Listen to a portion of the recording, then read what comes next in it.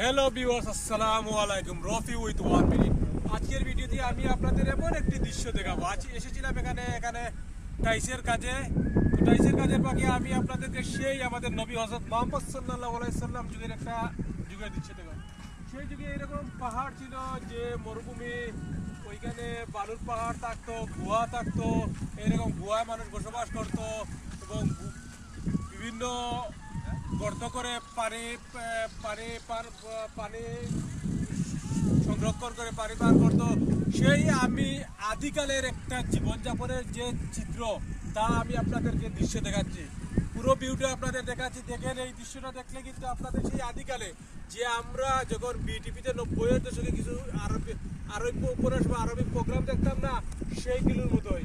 তাহলে আপনারা দেখেন, আজকের দৃশ্যটা দেখে আপনারা মনে করবেন যে আমি আপনাদেরকে এই ইউতে আসার পর, মানে আজকে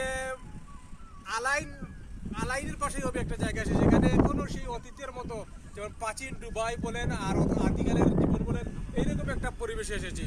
সো ভিউয়ার্স, আমার ভিডিওটি লাইক কমেন্ট ভিউ করবেন ইনশাল্লাহ, এবং আমাকে এনগেজমেন্ট করবেন।